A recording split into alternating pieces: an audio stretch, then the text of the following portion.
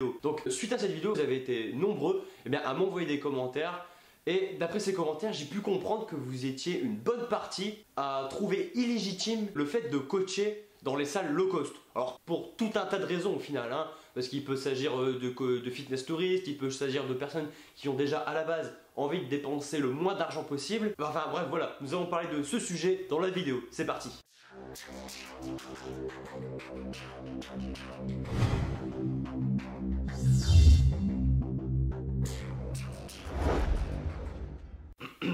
Donc voilà, comme je vous l'ai dit, vous avez été assez nombreux à me dire clairement que le fait de coacher dans les salles low cost serait illégitime, que ce soit pour les coachs ou les gars non coach, parce qu'au final, dans les salles low cost, donc du style Basic Fit, mais aussi Fitness Park, l'Orange Bleu, tout ça, eh bien la majorité des personnes qui viennent à la base sont venues pour dépenser un minimum d'argent et donc n'aurait pas l'utilité de prendre un coach. Et également, comme on est dans des salles où on peut assister à un phénomène de fitness tourisme, eh bien, rebelote, on se demande pourquoi, bordel de cul, est-ce que tu te ferais chier à aller coacher ces gens dans ces salles-là?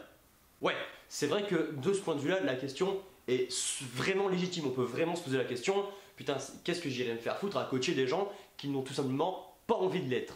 Donc oui, je comprends que la question peut se poser, mais je trouve intéressant le fait de réfléchir autrement. Question stratégique, on n'a pas tous envie de devenir hyper musclé. On n'est pas tous inscrits dans les salles de musculation parce qu'on a la passion du bodybuilding. On est toute une gamme de pratiquants avec des objectifs, avec des passions, avec des modes de vie différents, et donc nos objectifs de pratique diffèrent. Mais alors justement, la possibilité de trouver des clients n'est-elle pas plus forte? Le pourcentage de personnes qui fait de la musculation vraiment pour faire des compétitions, il est quand même assez faible quand on regarde dans les salles de musculation.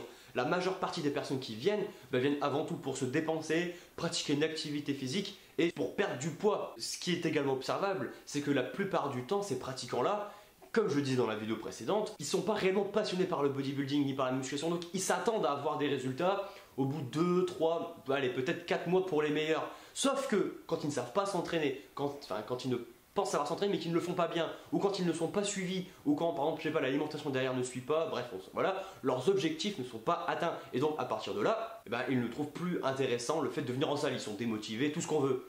Et donc, comme la majeure partie des gens qui viennent à la salle viennent pour ça, eh bien, il est extrêmement important d'aller vers eux pour bien les aiguiller au final. C'est justement là, ok, ils ne sont pas là longtemps, parce qu'au final, ils sont démotivés. Donc justement, le peu de temps qu'ils sont là, il faut aller vers eux pour les aider à atteindre leur objectif.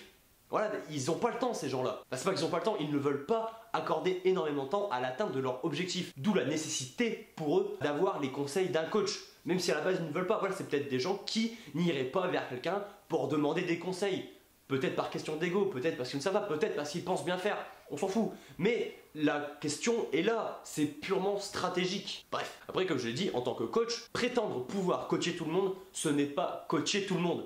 C'est-à-dire que moi par exemple déjà en tant que coach, je n'irai pas voir dans la salle des gens qui n'ont peut-être pas envie d'être coachés. Voilà, je sais qu'il y a des gens qui aiment bien se débrouiller par eux-mêmes, je sais qu'il y a des gens qui n'ont pas besoin de coach, d'autres qui n'en veulent pas. Voilà, ces gens-là je vais pas les emmerder. Mais d'un autre côté, quand je vois des débutants, comme j'ai encore pu voir hier, pour dire j'en vois tous les jours, même vous je suis sûr que vous en voyez, des gens qui ne savent pas utiliser les machines, eh bien tout de suite, il faut aller vers eux parce que c'est ces gens-là en premier qui vont se blesser ou qui ne vont pas atteindre leur objectif et ce seront les premiers à abandonner. Et donc, voilà, c'est là qu'il y a matière à travailler. Et ça, beaucoup de pratiquants ont tendance à l'oublier parce que pour être coach, il faut être musclé, il faut être baraqué, il faut avoir fait des compétitions pour pouvoir coacher des gens à être hyper musclés et à faire de la compétition. Mais voilà, ce n'est pas l'objectif de tout le monde. Et ça, c'est vraiment important de se le rentrer. Après, je ne dis pas que le coach est la solution à tous les problèmes. Mais en tout cas, le coach n'est sûrement pas l'ennemi du pratiquant. Et je trouve, pour tout le monde, qu'il est plus intéressant, quand on voit un coach, d'aller lui demander pourquoi il fait ça. Donc je parle, pourquoi est-ce qu'il